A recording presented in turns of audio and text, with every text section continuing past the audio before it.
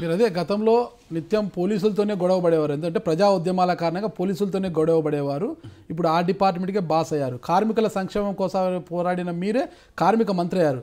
ఇప్పుడు ఆ రెండు శాఖలకు బాస్గా ఉన్న మీరు ఆ రెండు వర్గాల కోసం, ఇటు పోలీసులకు కావచ్చు అటు కార్మికులకు కావచ్చు, ఎలాంటి సంస్కరణలు తీసుకొచ్చారు కొత్తగా మీరు? పోలీసులకు సంస్కరణలు చాలా తీసుకొచ్చాం. శాంతి భద్రతలు కంట్రోల్ చేసాం. పీడీ యాక్ట్ను అమెండ్ చేసి నేరస్తులందరినీ కూడా పీడీ యాక్ట్ లోపల వేసేస్తున్నాం. మరి మొబిలిటీ విజిబిలిటీ బాగా పెంచాం. తర్వాత ఫ్రెండ్లీ పోలీసింగ్ అని చెప్పని ప్రజలతోటి మంచి సత్సంబంధాలు పోలీసుకు పెట్టుకొని చేయాలని చెప్పని మంచి సక్సెస్ అయినాం. పోలీస్ స్టేషన్లో మౌలిక సదుపాయాలన్నీ కూడా కల్పించాం. పోలీసుల వాళ్ళకు బాత్రూమ్లు కానీ లెట్రిన్ కానీ అన్నీ రెనోవేట్ చేసి కొత్త పోలీస్ స్టేషన్ 2 కోట్లు 3 కోట్ల రూపాయలు పెట్టి కడుతున్నాం బ్రహ్మాండంగా. పాత అన్నిటినీ రెనోవేట్ చేసి మంచిగా కార్పొరేట్ ఆఫీస్ మాదిరిగా చేయించాం. అదేవిధంగా హైదరాబాద్లో కమాండ్ అండ్ కంట్రోల్ పెట్టాం. ఇప్పుడు ఈ 12 నెంబర్ రోడ్లో కమాండ్ అండ్ కంట్రోల్ 22 అంతస్తుల బిల్డింగ్ కడుతున్నాం. అది ఒకవేళ ఎక్కడ తెలంగాణలో ఏ 31 జిల్లాలో ఎక్కడ ఏ ఇన్సిడెంట్ అయినా నిమిషంలో తెలిసి వస్తుంది కమాండ్ అండ్ కంట్రోల్కు. మొత్తం లా అండ్ ఆర్డర్ కంట్రోల్ చేస్తాం, నక్సలిజాన్ని కంట్రోల్ చేస్తాం, గుండాయిజాన్ని కంట్రోల్ చేసేదానికి అది కమాండ్ అండ్ కంట్రోల్. జిల్లాలలో కమాండ్ అండ్ కంట్రోల్ కడుతున్నాం.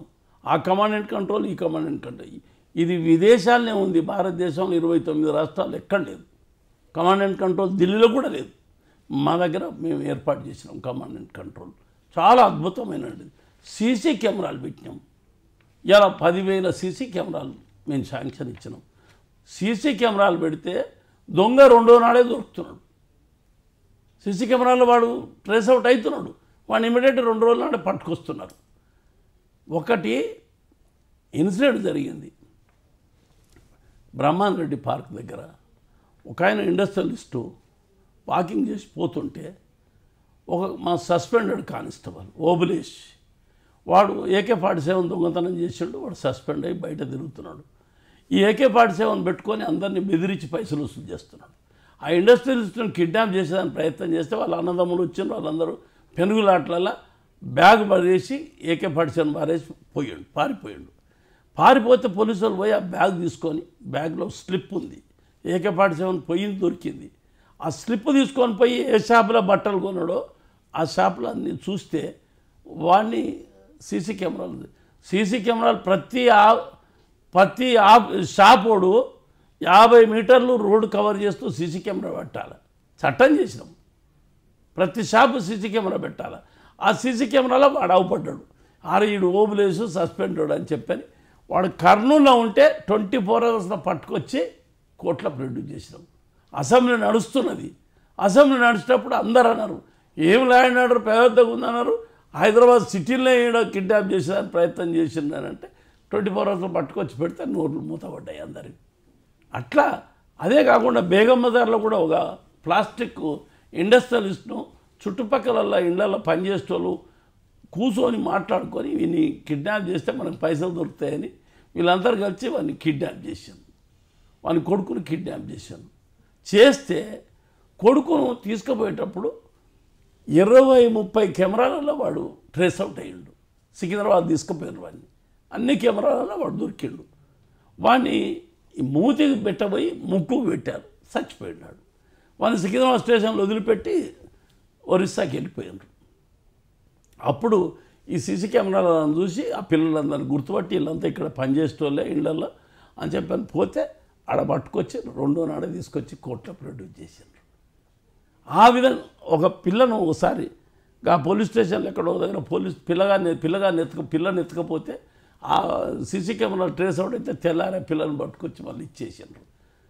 ఎప్పుడు ఏం చేసినా కానీ ఇమ్మీడియట్ దొరుకుతుంది. ఇవాళ హైదరాబాద్లో విమానాలు వచ్చి దొంగతనాలు చేసేది, సైన్స్ హ్యాకింగ్ చేసేది, ఇవన్నీ ఇప్పుడు భయపడుతున్నారు. తెలంగాణలో రావడానికి భయపడతారు. ఓ బాబాడ సీసీ కెమెరాలను ఎవరు పట్టుకుంటారు, అది దొరుకుతాం, మనం ఏం చేయలేమని చెప్పాను. అందుకొరకే ఇక్కడ లా అండ్ ఆర్డర్ చక్కగా నడుస్తున్నది. దొంగతనాలు అయితలేవు, గుండాయిజం అయితలేదు. అందరూ ప్రశాంతంగా నిద్రపోతున్నారు. ఇంత మంచి కార్యక్రమాలు చేస్తున్నాం. తర్వాత తర్వాత ట్రాఫిక్ మేనేజ్మెంట్ బ్రహ్మాండంగా. ట్రాఫిక్ పోలీసు వాళ్ళకు 30% ఎస్ఆర్డీఎస్ అలవెన్స్ ఇస్తున్నాం. వాళ్ళ ఊపిరితిత్తులు ఖరాబ్ అయిపోతాయి కదా రోడ్డు మీద ఉంటే పొగలకు అంది. వాళ్ళకు భారతదేశంలో ఎక్కడ ఇస్తలేరు. మన హైదరాబాద్లోనే 30% అలవెన్స్ ఇస్తున్నాం. వాళ్ళకు పొల్యూషన్ అలవెన్స్ ఇస్తున్నాం, ఎస్ఆర్డీఎస్ అలవెన్స్.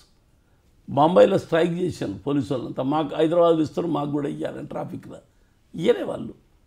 ఆ విధంగా ట్రాఫిక్ బాగా మేనేజ్మెంట్ చేస్తున్నాం. ట్రాఫిక్ చౌరస్తాలని వెడల్పు చేసినాం, అన్నీ బాగా సిగ్నల్ సిస్టమ్ మంచిగా చేసినాం. ఇప్పుడు ఈ హైదరాబాదును విశ్వకేంద్రం చేయాలని ముఖ్యమంత్రి గారి ఆలోచన. విశ్వకేంద్రం కావాలంటే అన్ని వసతులు సమకూర్స్తేనే విశ్వకేంద్రం అవుతుంది. ఆ విధంగా అన్నిట్లల్లో పోలీస్ స్టేషన్ మంచిగా చేస్తున్నాం, నీళ్ళు వస్తున్నాయి, కరెంట్ వస్తున్నది, మంచి వెల్ఫేర్ స్కీమ్స్. భారతదేశంలో 40% వెల్ఫేర్లో ఖర్చు పెడుతున్నాం. మా బడ్జెట్లో వచ్చిన దాంట్లో అంతా 40% వెల్ఫేర్లో ఖర్చు పెడుతున్నాం. ఏ దేశం ఖర్చు పెడతారు? వెల్ఫేర్లో నెంబర్ 1 ఉన్నాం తెలంగాణ ప్రభుత్వం. బ్రహ్మాండంగా వెల్ఫేర్లో ఖర్చు పెడుతున్నాం. మరి ఇంకే రాష్ట్రం వల్ల ఇంత ఖర్చు పెడతలేరు. ఆ విధంగా బ్రహ్మాండంగా చేస్తున్నాం. డ్రంక్ అండ్ డ్రైవింగ్, తాగి వెహికల్స్ నడిపించే వాళ్ళని డ్రంక్ అండ్ డ్రైవింగ్ అదంతా పట్టుకొని చెక్ చేసి వాళ్ళని జైల్లోకి కూడా పంపిస్తున్నాం. ఇప్పుడు ఆ తాగేటోళ్ళు వెహికల్ నడిపించేది తగ్గింది, మొత్తం కంట్రోల్ అయింది. పోలీస్ స్టేషన్ అదే 75 రూపాయలు, 50,000, 25,000 ఇస్తున్నాం పోలీస్ స్టేషన్ ప్రతిదానికి. తర్వాత ఐటీని వినియోగిస్తున్నాం, మొత్తం పోలీస్ స్టేషన్లో ఐటీని వినియోగిస్తున్నాం మనం. ఆధునీకరణ, కొత్త కమిషనరేట్లు, 8 కమిషనరేట్లు చేసినాం. ఇప్పుడు ఏమైందంటే ఇక్కడ హైదరాబాద్లో దొంగతనాలు చేసి చుట్టుపక్కల గ్రామాలలో పోయి ఉంటున్నారు కాబట్టి కమిషనరేట్ చేసినాం. సైబరాబాద్ కమిషనరేట్ను, రాచకొండ కమిషనరేట్ 2 చేసినాం. దాన్ని అదేవిధంగా కరీంనగర్ కమిషనరేట్ చేసాం, రామగుండం, తర్వాత మరి వరంగల్ కమిషనరేట్, ఇట్లా 8 కమిషనరేట్ చేసి బ్రహ్మాండంగా నేరాలను అదుపు చేసేదాన్ని కంట్రోల్ చేస్తున్నాం. ఆ విధంగా బ్రహ్మాండంగా ఉన్నది. మహిళలకు 33% రిజర్వే పోలీస్ కానిస్టేబుల్, సబ్ ఇన్స్పెక్టర్లు అపాయింట్ చేశాం. భారతదేశంలో ఎక్కడ లేదు. 33% మహిళలకు రిక్రూట్మెంట్లో అవకాశం ఇచ్చాం. ఈసారి రిక్రూట్మెంట్ పోయినసారి 11,000 మంది అయ్యారు, ఇప్పుడు 28,000 మంది అవుతున్నారు. క్యాబినెట్లో పర్మిషన్ తీసుకున్నాం.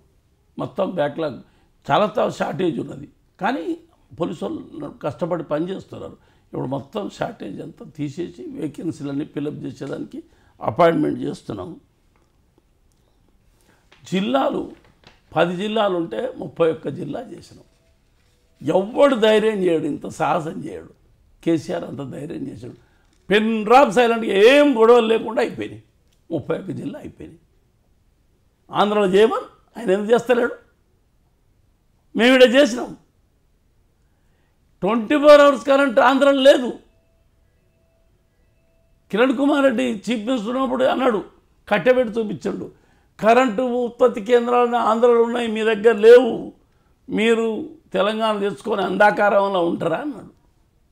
కిరణ్ కుమార్ రెడ్డి కిదరగాయా 24 అవర్స్ కరెంట్ ఆగాయా? 24 గంటలు కరెంట్ తీసుకురాగలిగాం.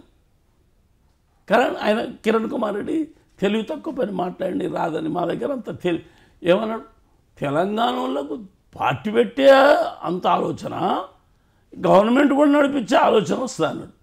దేశానికే ఆదర్శమైన పరిపాలన. ఇప్పుడు సిడబ్ల్యూసి చైర్మన్ వచ్చి చూసిపోయాడు. ఎక్కడ? కాళేశ్వరం ప్రాజెక్టు వాళ్ళ మెంబర్లు వచ్చి చూసారు, సర్టిఫికెట్ ఇచ్చిపోయారు. ఇంత బ్రహ్మాండమైన కన్స్ట్రక్షను ఇంత తొందరగా చేయడం ఎవ్వంతోడు సాధ్యం కాదు. ఓన్లీ కేసీఆర్ వల్ల సాధ్యమైంది, టీఆర్ఎస్ ప్రభుత్వం వల్ల సాధ్యమైందని సర్టిఫికెట్ ఇచ్చిపోయారు మాకు. Police station, Panjagutta police station భారతదేశంలో 2వ police station. First police station కోయంబత్తూర్లో, సెకండ్ పోలీస్ స్టేషన్ మాది పంజాగుట్ట పోలీస్ స్టేషన్ ఎంపికైంది. Best police station. ప్రజల రిలేషను, దొంగతనాలు, మంచి చెడ్డలు అన్నిటి కంట్రోల్ చేయడం వల్ల పంజాగుట్ట పోలీస్ స్టేషన్ నెంబర్ 2 వచ్చింది. ఇంకా ఏం కావాలి? ఇంకా ఎన్ని గొడవలు లేకుండా పంచాయతీ చేసుకుంటూ చేస్తున్నాం మేము.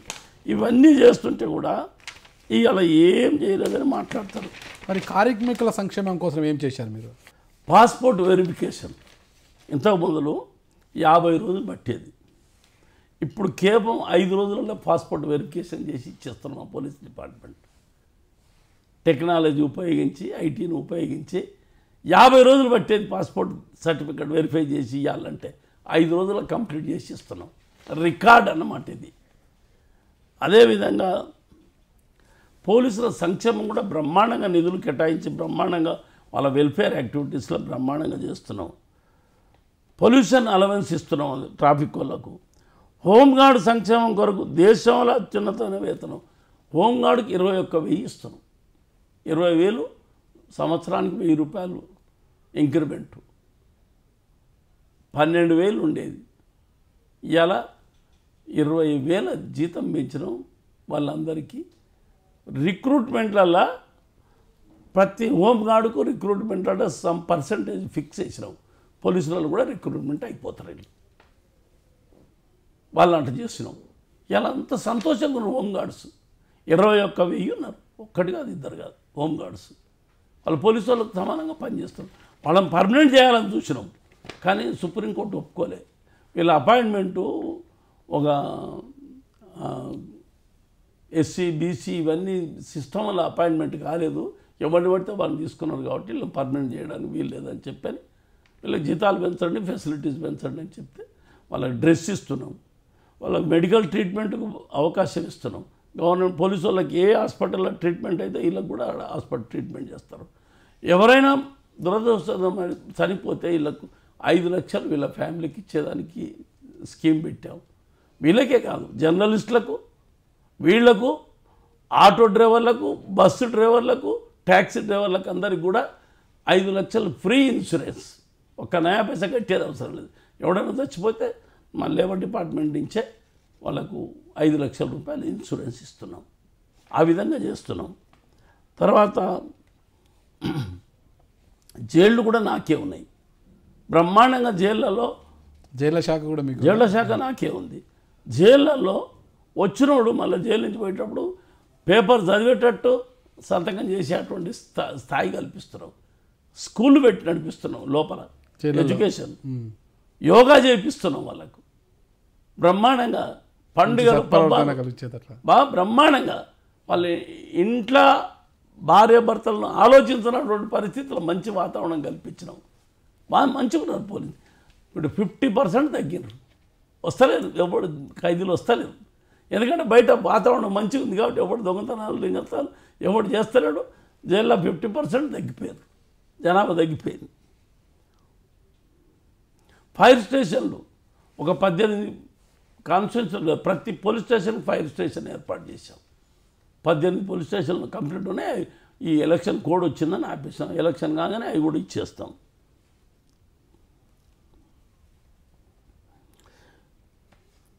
ఫైర్ల మోటార్ సైకిల్ కూడా తయారు చేసాం. గల్లీలలో గుడిసెలలో ఫైర్ ఇంజన్ పోదు కాబట్టి సైకిల్ మోటార్లు కూడా తయారు చేసి లోపలికి పోయి ఫైర్ ఆపేదానికి ప్రయత్నం చేసేటట్టు సైకిల్ మోటార్లు కూడా 100 సైకిల్ మోటార్లు ఏర్పాటు చేసినాం. తర్వాత వీళ్ళకి ట్రైనింగ్ అకాడమీ వీళ్ళ దగ్గర లేకుండా మద్రాసు పోవాల్సి ఉండే ఫైర్ వాళ్ళకు. ఇక్కడ మనం అకాడమీ పెట్టినాం, ఇక్కడ ట్రైనింగ్ కూడా సెంటర్ కూడా ఏర్పాటు చేసినాం ఫైర్ వాళ్ళకు.